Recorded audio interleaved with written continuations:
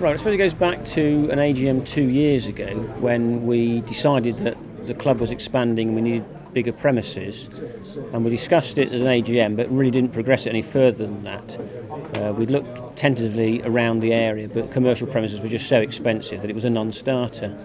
At the beginning of last year, though, we were served a notice to quit from our premises where we were before because the owner wanted to redevelop the site.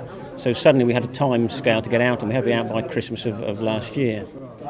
So we started casting around for premises, knowing that obviously that how expensive it could be. But we did find a farm site not far from here, and we started negotiations with that last May. There were two landlords of the site, and one of them at the 11th hour pulled out and said that they didn't want us on the site, which then left us in a really difficult position. It was then early September, and we had to be out by Christmas, so we could really see problems for the club ahead. Fortunately, one of the landlords of that site knew Richard and put us onto him, and we met up here in this very building one September evening last year. We did a bit of haggling, I think, didn't we, over prices and things, and we discussed it. Richard was happy to have us on site, and we took possession of the building at the end of October. Well, when I first saw the barn, it was in a bit of a state, and it was a big blank canvas, and I thought that it'd make a nice club room, but it needed a lot of effort. And the thing being, these projects take quite a long time, and you've got to have a bit of effort from the club members, and I suggested that we went the whole hog, go for broke.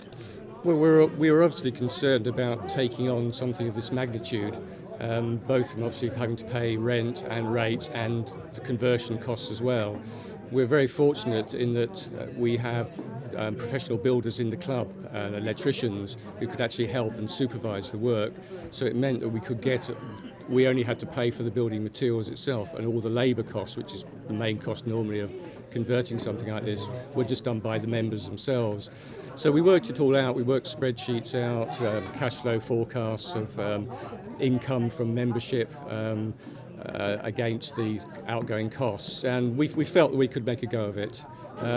We had to increase the subscriptions, obviously, to cover for that, but the membership, we had a vote of all the membership, and all the members backed what we were doing, so we committed to it. Out of most of the people that are coming up here, there's only 3 in the building orientated trade. We've got an electrician, which solely did the electrics, another man that works in a conservatory building firm, which just mainly conservatories, and then myself. But everybody was enthusiastic, and I'd rather have one enthusiastic man rather than one lazy man. And they got to grips with it, and with a bit of knowledge from me and point them in the right direction, they were well away. They're pretty sick of me saying, no, it isn't quite good enough, we'll do it again. But being in the modelling, you get to a lot of perfectionists in the modelling, but yeah. I mean, the thing that makes me laugh is they had a couple of professionals in to do a bit of this and that. I won't say what it is. And the members came and had a look at it on their evening and said, good, I don't think much of that, and said, right, we'll do it again. That is the sort of standard that this place is done to, and that's why it looks so wonderful. It would have been very easy to have done some cosmetic changes to a farm building, but still essentially retain the character of a farm building. And we would then have a cold, drafty shed to play trains in. What we've got now is this fabulous building. It's all insulated. We've got proper toilet facilities, proper kitchen facilities, everything you would expect to get in any modern building, regardless of its use. And Dave has been very precise with the finishes expected. Those of us who aren't builders or painters or whatever have had to go over stuff and do it again sometimes when it's not been good enough. But it's worth putting that effort in, because what we've got now is something that should last us many years to come, I hope, and that's really what we've aimed at.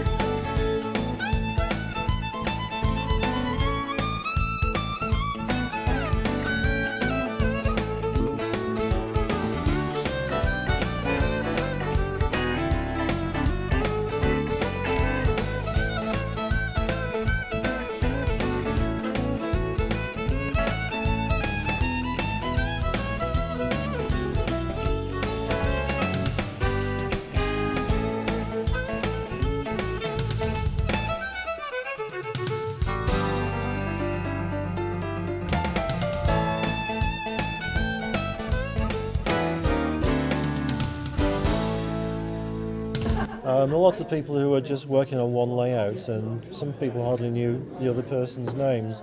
When you end up building something like this, you end up in small gangs, and you get to know the other people very well. You learn how to work with each other, the way the different people work. And it's a bit like in the film Witness, where there's a barn raising. There's a very good sense of community. So all different areas of the club that were disparate before are now very small together. What we developed over the last 6 months while we've been doing this build is a really close-knit group from all the different sections within the club.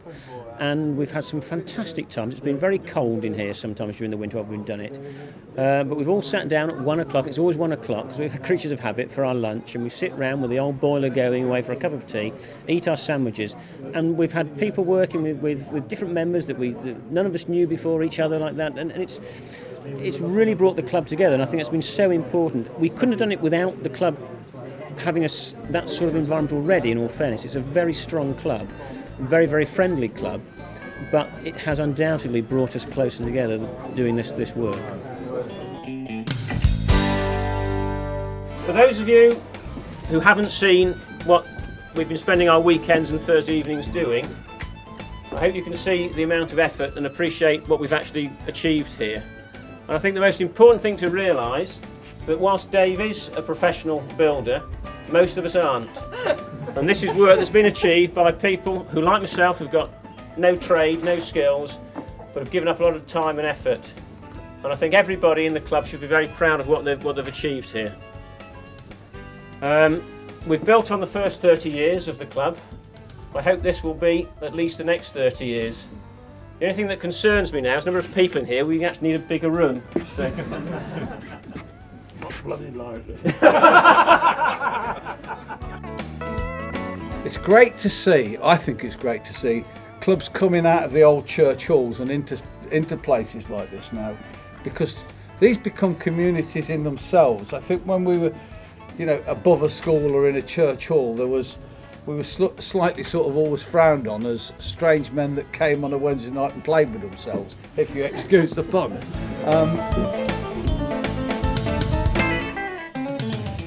But I think this is fantastic. I really hope that you do go on to push your membership up even more. Try and get more youngsters in. It's a fantastic hobby. Railways are a fascinating subject. So it's with great pleasure. I thank you for all, and